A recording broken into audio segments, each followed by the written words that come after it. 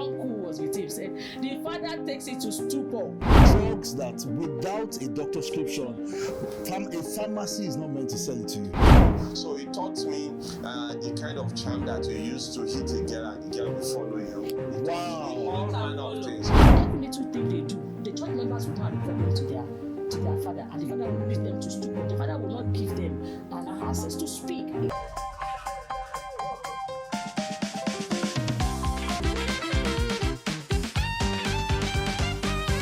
My daughter was telling me one day, said, "Mommy, don't tell anybody. When they tell you don't tell anybody, pay rapt attention. Yeah. But they won't tell you don't tell anybody if there's no connection." Exactly. We were just going on a walk, and she said, "Oh, a boy was crying in my class. He cried profusely, and I was the only one who moved to him and asked that, why are you crying?" He said he was missing his grandma. Do you know that people from the other end, they can give him drug or alcohol to pacify him. Yeah, to pacify him. The moment they are and they are not around him, did not know vulnerability. You know, you said something about the handlers, the people we invite into our homes to cater for our children. I want to add to that. You know, like when I was growing up, this was not someone that was brought to cater for us. My mom just adopted another son. But you know, they knew nothing about the guy they adopted. This guy taught me, I will say shege, permit me to say that. He taught me, being the oldest boy in the house, he taught me something that my parents, you know, till my mother will be surprised to hear today, that such things happen. So he came from the house where they carry masquerade. His grandfather was a masquerader. I don't know what they call them. And they did it seriously. It was something that came from many generations. His uncles, everything. Do you know that this guy taught me how to do a charm, to hit someone and the person will fall down? Wow. How to make charm that. How old was he? He was 14, I was a teenager. So, wow. Yes, he was 15, I was maybe 12, something like that, you know. So he taught me the kind of charm that you use to hit a girl and the girl will follow you. He taught me all manner of things. Yes, and I was excited. In fact, he taught me what you put in your body. When you enter a place, everybody will keep quiet. You know, and the more he was telling me all those things, I was excited. We started saving money, you know, in our piggy bank to raise some money to do those things. I got to school, I told my classmates, okay, I was 13 at that time. I told my classmates, and they were so excited. And I had people, you know, I had followers. Everybody was waiting for me to bring those things from school. We were going to form a cult.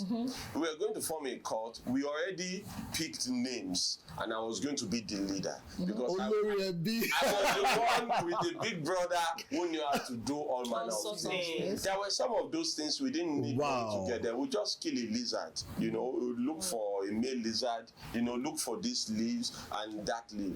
And that was how my parents brought someone into the house, you know, that taught me.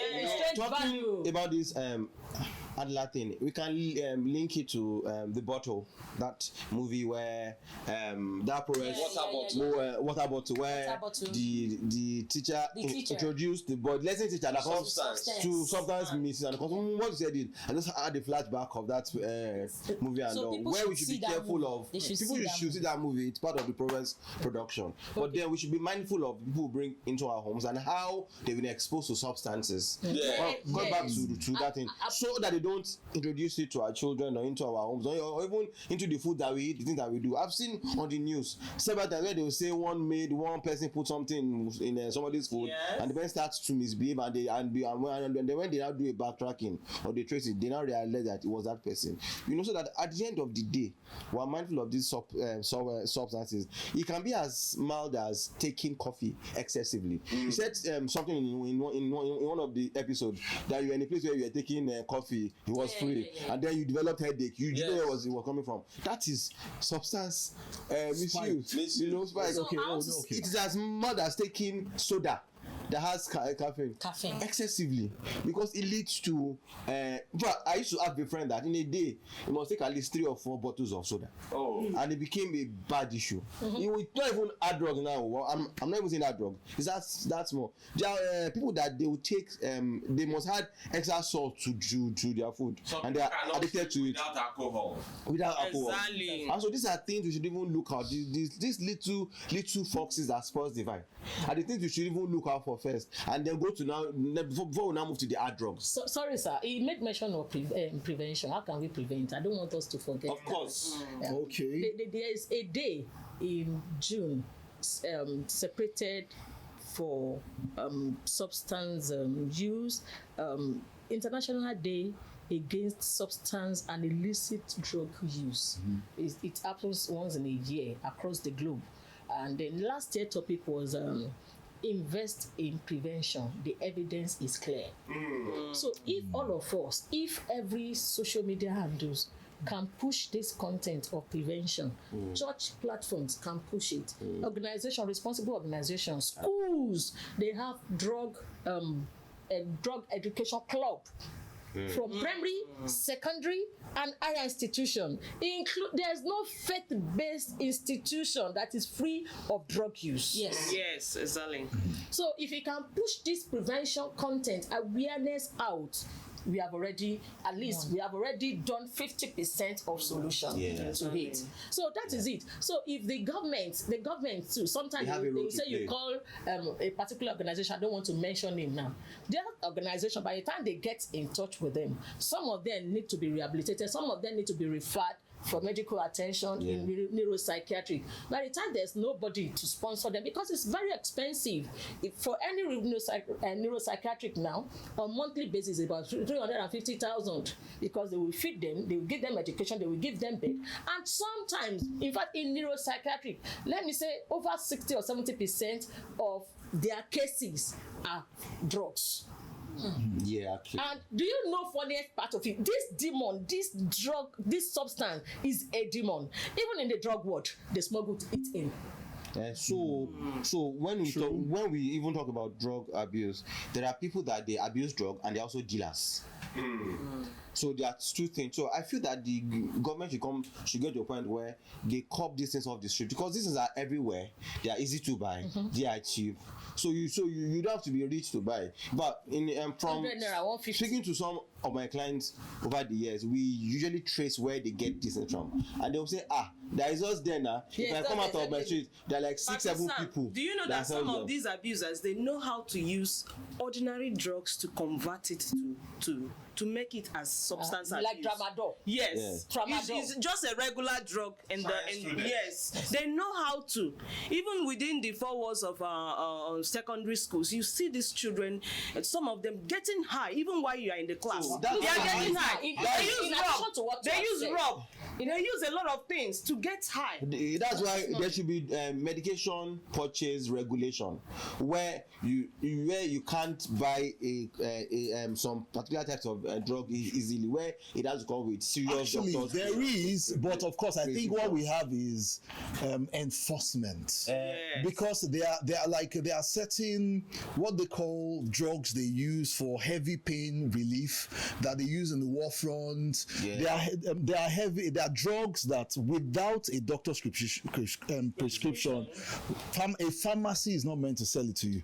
But of course, we have people who pharmacists who would sell those drugs to make extra bucks. Like there was when the codeine thing was deciphered and it went viral on the internet in Nigeria. What happened? The pharmacy was boasting, or the marketer was boasting that he could sell, was it 100 packs?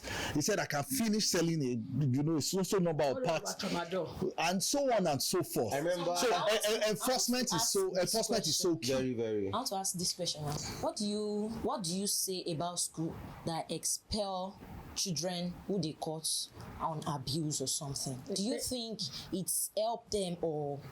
Thank you very much. That's part of our training. They ought not to be expelled. They ought to be referred to professionals to get help. Yes, because it is the medical practitioners believe that is a chronic mental illness. Drug use or substance use is a chronic mental illness. Funny enough, before 2020 or the year 2020, the statistics shows that across the whole world, Nigeria has the highest user. And Lagos State has the highest of substance use, both drug and alcohol. So we can't just keep calm. We can't just be naive of this again. So if you are talking of how they could be helped, the prevention, we are not talking about this the way it ought to. The schools, Christian schools, should wake up and have club, but they will tell you that is not part of their budgets. The churches, let's create a platform. Organization. Every organization. Funny enough, the agents, they call dealers, the law enforcement agencies that ought to be, because of the hard economics we are going through now. Many people see it as as something they can use to calm themselves, to forget about their problems and all that. Some of these officers, they are on it. Yes. So and then some of them, due to bribery and corruption, like he had said, they don't know. Do you know that they know the implication of what they are taking? The users, they know the implication. They will tell you that that if it's one death that will kill someone, that everybody will die one day. So if you tell them they will run mad, let it come first. And then another aspect of it that amazed me is that if some of them, they can lie very well. If they tell you they are not using it, even the families that want to help, and they say, oh, let's take them for drug test. The drug test might not even show it, and they are using it. I have someone like that who has been taken almost everywhere for drug test, and it was showing negative. Until he was about to die. Yes, it was the implication on him, the effect on him. He could not control it again, and the guys around him had to call the family members to come and pick him up, and by the grace of God, we believe he will come out of it.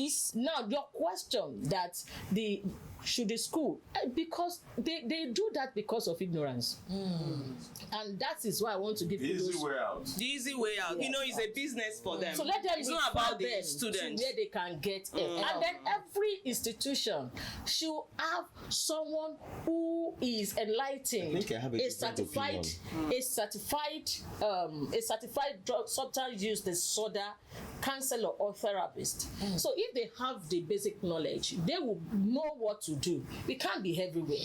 So that ignorance is one of the reasons. But instead of expelling them, because if they don't pull them out of the innocent children, they will corrupt others. What if that environment was the environment that enabled it? How about that? Say the school environment with his or her peers, that was the environment that enabled that addiction Substance to abuse. substance. The education is very powerful. So education, creating awareness will help in that regard. Then support, family support. The family could be biological or the handlers. So if they get adequate support, it will give them emotional support they need to come out of it. I'm not saying this to support the school, but I think one of the reasons why school would readily expel is to expunge that thing from spreading or other students from picking it up. So they will not quickly expel, but not knowing that sometimes, like Nune said, that the school might be the enabling environment. So the school should do some sort of investigation to know how this came about, resolve it, how much it has eaten into and then resolve it. So to solve things like that, awareness, yes, and also educating the parents and the students about it, and then also the government has a role to play, because from what we have discussed now, it is in every level. Even as I say, let us talk to the government. People in the government might be abusing. Let's talk to this one. People there might be abusing. So it's at every level. And this woman of blessed memory, Professor Dora Akunyili, she did a lot. But if we grab someone like that could continue the job and keep enforcing it, like Uncle Tok said, so that we can have an environment that is to a large extent cleaned of all these substance misuse and all. It's on the street, it's everywhere. You know, and then we need more people to be trained. I like what you said, at every level. So now we have really focused on how it's affecting very young people under there. So I like us to talk about how it's affecting our youth, you know, with the economic situation. In fact, maybe you can take it together. We look at how it's affecting the youth. They are unable to get a job and so on. And how is it affecting adults in our society? Well, the men, the women, our husbands doing it secretly, our wives also doing it secretly. If you can share some experience. Thank you very much. The youth, it has eaten deep. I personally call it new pandemic. In everything youth, even in the church, they do this thing. Funny enough, like am I right? Yes. I said, and it is laced. One of the medical director of neuropsychiatry Yaba once came on my webinar, and he said what the users don't know is that it is laced. So sometimes they think they are taking life. Many of them run away from colos. Colos very cheap, 100, 150. But some of them run away from it because once they take it, they will not be aware, they will be unconscious. In fact, they can be dancing naked on the road and they are not hearing anything again. So many of them, because of that reaction, some of them take it, but some are still using it because it's very cheap and readily available. Taking tramadol, taking loud, taking SK and all that. So they may think they are using SK. They don't know that it is laced with colos. So the dealers, because they are making a lot of money from it, they still use that what is it called? That strategy to what is their goal is to destroy the life of youth and make them useless. And funny enough, some of us parents sending our children abroad without proper orientation. Because it is legalized in most of this country, we send marijuana. It's now recreation, recreation drug. That's SK. That's SK. If you call marijuana, many people skunk. Yes, so they say SKs. So it's you that can decode it. That you know they are talking about marijuana. So these are legalized in overseas countries. So by the time they get there, an innocent child, a peaceful child at home, getting there because he wants to read and wants to pass, they are introduced to this, and many of them have been deported back to Nigeria to pick their words. So when we are sending our children abroad as parents, let us have adequate orientation. Then let's check on them. We should not just believe that they are doing well over there. Some of them are going through a lot when it comes to their school fees payment and other. Let's give them adequate support. So coming back to what we can do with our youth, let's keep pushing this content out prayerfully. I know that we will win one day. Look at the agents. You see in some states, I don't want to be specific now, they have agencies, you see them along the road checking people at checkpoint, whether they have drugs. By the time they catch them, they collect bribe from them. Let them go. So what are we achieving? What do we want to achieve? Yeah, what about the adults, you know? The adults in their marriages. Yeah. You know, some users, they package themselves well before they get married, and they hide this from them, from their spouses. But by the time they get, and there's a trigger that take them back to they don't want to lose their marriage, they want to manage their homes, and they are using it. Once the spouse notice that, seek professional help, because it is not something that you can handle on your own. Seek professional help. Help is available everywhere. And before you know it, let's keep this. Okay, ma. Just before you say what you want to say, I want to add to that again. And in case you are abusing substances, open your heart to getting help. Exactly. Because it is challenging when you know that this person needs help, and they don't want to get the help. But some of them want to get help. I've seen them coming out, but because of stigmatization. So for every adult, for everyone around them, if they see, a young man told me when I volunteered to counsel in a faith-based institution, higher institution, and this young man was just coming from a rehab center, and the school is aware. So when I met with him, he said, and I'm pushing this to the public, he said adults should be more of listeners than accusers. Absolutely. So when we listen to them, what they are complaining of, by the time he sees me, he quickly adjusts himself without talking. Absolutely. So sometimes they are using it to fight the public as well. So let's stop stigmatization. Let us know. For schools, either secondary school or higher institution, we know that this is a menace, and we don't want it to spread among others. Let's separate them and register them for professional help. Many of them, their parents are ready to pay, and we have sponsors who are ready to sponsor organizations who push this awareness into the public. But if there's stigmatization because we don't want them to spread it, we are calling them names, we are labeling them. Okay. If you see someone going through psychosis, will you expel that child? Rather, you give adequate support. You follow up on them to see that they come out of this. You see a child who is going through early childhood depression, you will give them adequate support. So let us just see substance use in that line. I think that the reason people react this way is because they lack empathy because they've not found themselves in such a situation. For example, I smoked Indian hemp for 6 years. And I did other things. I remember you talked about lacing, weed and all. I remember going to the University of UI to check on some friends, and they brought out cocaine, and they laced it with Indian hemp. I remember my friend and I that we went there. The guy just walked into the room. I just said no, because he said his father kept on telling him that don't have drugs, just run away. But we were smoking Indian hemp together. But the cocaine thing, there's a different level. But I smoked it because I wanted to experiment. And the next morning he was asking me, he said that, how did he feel? I said I couldn't notice a difference because prior to that time I had smoked and smoked and smoked. It was laced. We went to the club and I drank and drank, came back to smoke again. So I couldn't feel any difference. But he said something. He said, let us buy it and take it back to school. And I said, what do we need that for? I think that was a saving grace, because if out of experimentation I had done that, maybe that would have been a journey. Yes. Just find myself going back to Ibadan.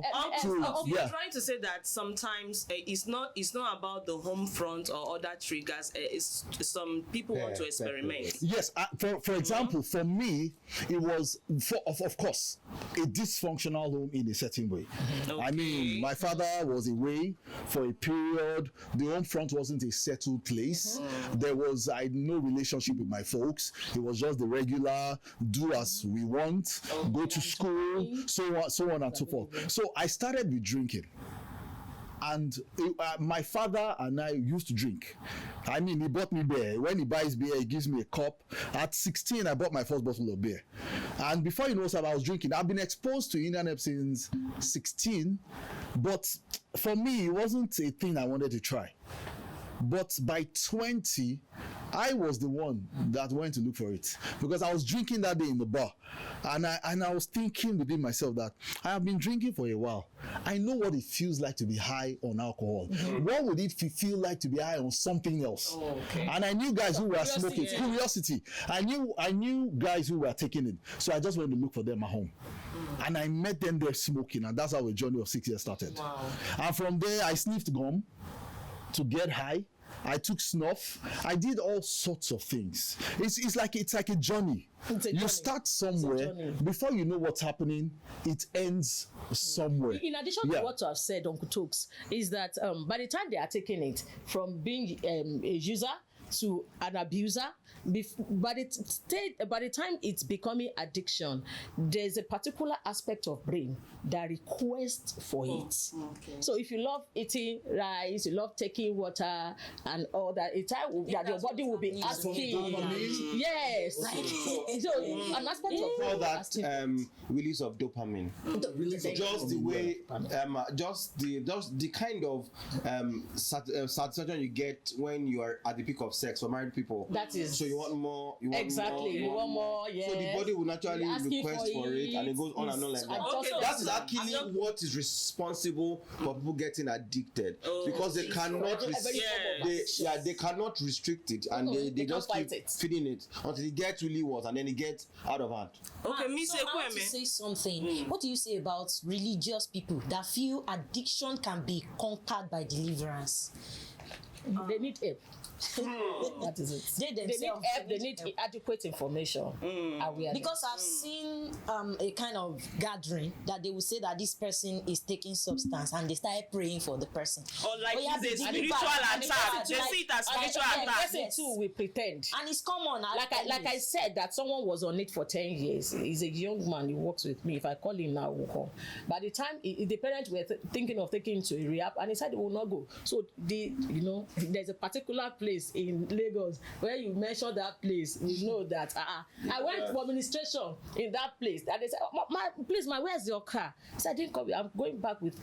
Please, can you carry your bag well? So I could understand. So it is predominant in that environment. That is where he was living. So he was brought to Redemption City, and beside the auditorium, so the man just approached him and told him things about his life. He was looking at him initially, and later the man followed up on him.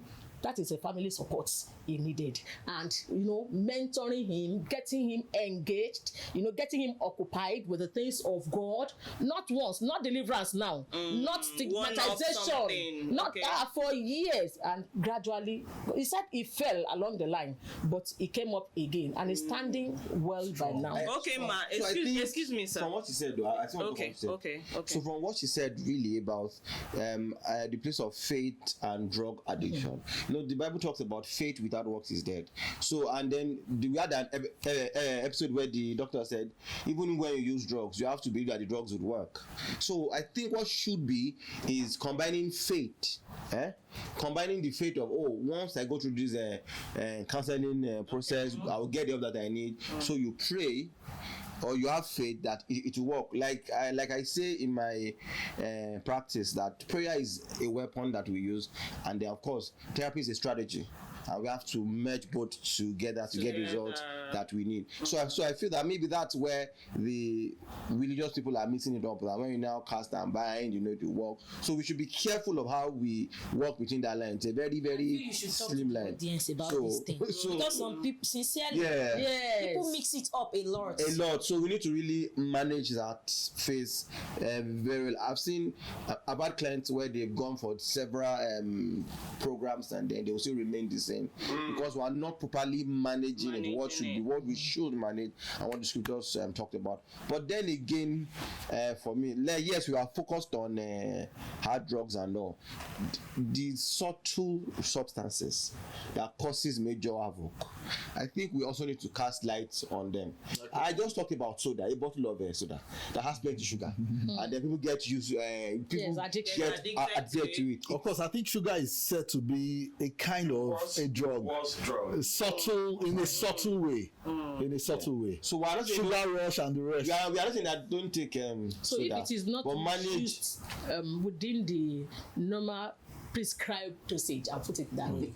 Prescribed dosage. Yeah, because sometimes you see people suffering from low sugar level.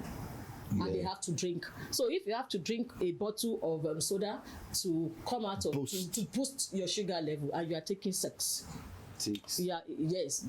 You are taking what, mom? You are taking 6. Okay, 6. Okay. You are taking 6 instead of 1. That will be, that will help the system to be going down, the activity of the system to be going down. So it becomes an addiction. Your sugar level is low. And you are just taking it because you are becoming addicted to it. Even you can be addicted to water. If care is not taken. Yes. I thought they said we should take water all the time. But when you take water too much now.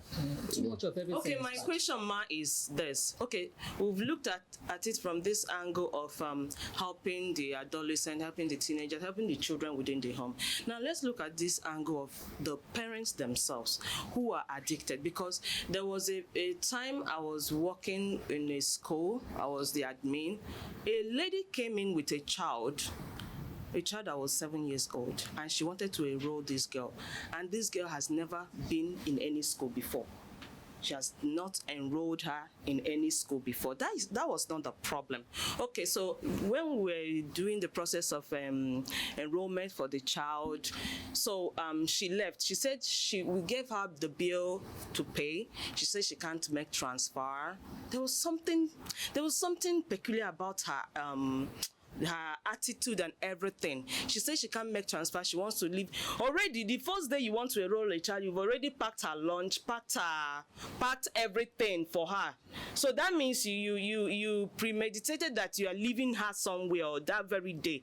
So she said, okay, the girl is already settled in the class that she's going out to the bank to make payments. So this lady left the school environment and came back by 9 p.m.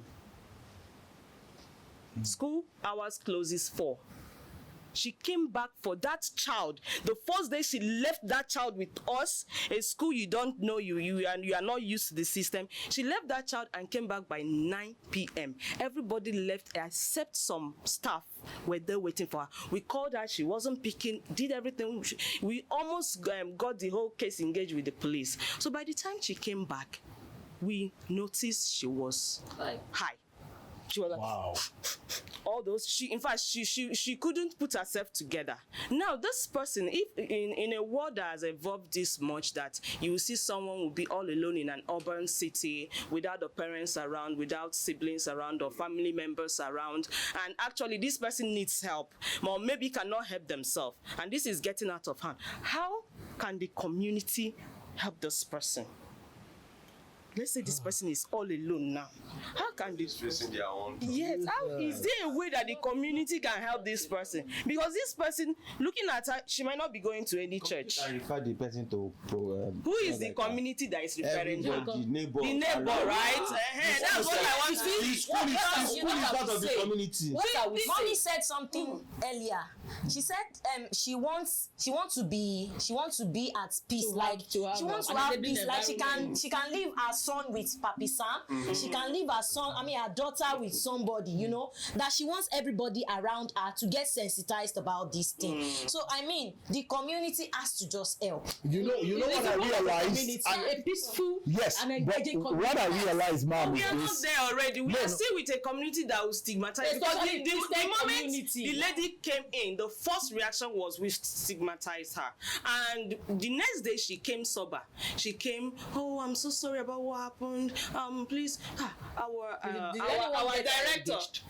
director said, sorry, that class is full. We cannot enroll your child, because they are already seeing in the future that these things will happen more with her, and she will keep leaving this child here, or it can lead to any other thing. So they said, the class is full. So my own is there this community I'm talking about is in quotes, is there anybody that let me just come in from that angle. From the Ministry of Education, it is compulsory that every school setting levels have a professional counselor. But is it that the counselors are not passionate about the job, or the school will say, oh, we can't just put them, or the school will say we don't have office because they would need office. You know that there's a curriculum for counseling. So it's either some counselors engage themselves with something else, going from one office to another. They are the one that will go and buy pepper in the market because they don't face their roles.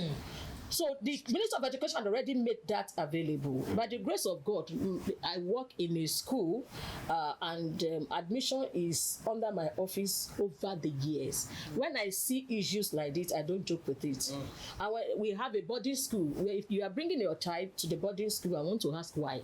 A woman came and said, oh, this boy has been misbehaving, he picks, and I said, where's the father? She looked at me and said, they divorced when the boy was like 3 or 4 years. So I said, why would you not? So I had to put him with a father figure who is godly, who will help him. And everything he does, maladaptive behavior, I get the report, I sit him down, I call the mom, I did this. On my own, I am not the school counselor. If they call for that office, I answer. But officially, that office is not recognized. And that's because people, I think it's almost a generic problem that people are doing things that they find to do, not because they are passionate about it. Or because the university. Oh God! Wow, you are taking us to an episode we treated sometimes back. Yes. So I will just implore that if you have that certification, you must be passionate. You must be passionate about it. You must we have want people to. who are not certified, who are passionate about it. And I will give credit to everyone in the room this morning. You are all doing well. Just go and do one course, get the certificate, because Nigeria is certificate oriented. No matter the value you carry, the content you carry, you must have something to tender. So based on your question, I will say that if a safeguarding officer should help such persons. Let's know our community, the church community. It is only in the church that therapy could be free. It's very expensive over there. Papi Sam will tell you that. One of my sessions is 50,000, and I believe that is very cheap. Anyway, so what I'm trying to say is that the church environment, even go and ask them, counseling department in the church, go and see. 90% of them do not even know what counseling. All they want to do is to just pray, like my sister said. They just want to pray and talk. And if that organization, either religious organization or secular organization, you say you have counseling, one of the ethics law, by the time they run into problem during counseling session, the organization will pay for it. So I would like to add that the school should connect with someone like her and refer that woman to get help. And also out of compassion, still enroll the child. Do not weigh the sin of the mother on the child. Where would she go? Even the child needs help. See this, the child needs matter. You see this matter. You see this matter. I'll personally follow it up, because I didn't like when a child is being waged on the sin of the parent. I'll follow it up. The child should be enrolled, and the mother should get help. It's very important. I don't like when children are managed that way. Papi Sam, I will add this before we wrap it up. Single mothers, widows, when I'm speaking to the educators now, from the school leaders to class teachers, administrators, the cleaners in the school environment. When you see that someone is a widow, someone is a single mom, please give them emotional support. If you don't know how to handle it, you seek help so that you'll be there for them. It is an integral part of education that kind of service should be available in schools. A widow who just lost the husband, some of them through accident, someone whose husband got collapsed, and before you know it, leaving 3 children with a woman, with economic hardship. They are struggling with school fees, they are struggling with food. Yes, a woman sent message to me recently and said, our enemy is thinking of committing suicide. And this is a woman I've been managing for, and she said the first time she came, the Holy Spirit directed her to bring her children to the place I work, and she was we were looking at her that she was not complying with the school rules. She will come late, sometimes the children would dance out, and knowing fully that she's a widow, my profession, I was giving her this, I was having soft spot for her. So one day she walked up to me and said, my children and I knew that we need help, we need your service, and you are looking at us. I apologized. So from there we started. So whenever anything goes wrong, I will call her. 2 hours, 1 hour. And she was telling me at the point that she needs someone who has experienced what she's experiencing and had already come out of it. I had to refer her to someone else. So a few weeks back when she sent that to me, I discovered that she has not been able to pay her children's school fees. She has not been able to even what is it called? Trace her husband's death benefits. So she could not even, she needs the service of a lawyer, she needs the service of this. The husband, the in-laws are not cooperating with her, her car is down, her business is no longer working. So I had to speak with some of my colleagues. I need 2,000, I need 1,000, I need food. And when she came the following day, those things, she was in tears. So this is the service that is very, very essential in the school setting. Wow. Well, let's be very careful from what you said, where she said you need help, and didn't give us the help. Because for me, that is a level of entitlement. Millions of people around the world need them, even worse than our case. Our case will not be the most worst. But then again, if you need help, and we see that you need help, we'll give you the help. But don't make it look like your case is worse. Because over time, you see that this is if she's bad though, you see worse. But then, of course, we'll give them help so that attitude won't injure them elsewhere. Okay. Yes, you are right, Mr. Papi Sam. But one of the services, this will be the last of one of the services of a school counselor, like I said, I stepped myself into that shoe, though not officially pronounced. Out of passion. Out of passion. Yeah, be doing this now. Out of They should be paying for it. So what I'm saying is that one of the services of a professional counselor in a school setting is to give help to such families. So though she sang, but at the point she walked up to me and requested for that service. I think you used your discretion. So I need help. My dear sister needs Gary. We need Gary. Everybody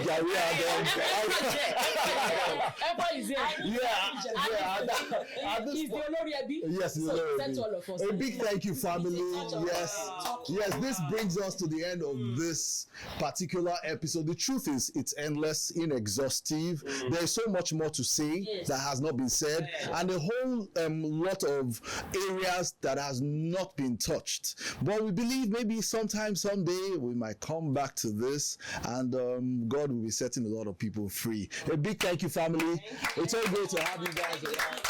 And a big thank you to our special guest, Esther Ikweme. God bless you tremendously. And your home will not diminish. Amen. In Jesus' name. All right, yes. Kindly connect with us and on all our social media platforms. Of course, subscribe to our YouTube channel and click on the notification bell so you can be notified on our latest content. And of course, we are the happy people. Happy family!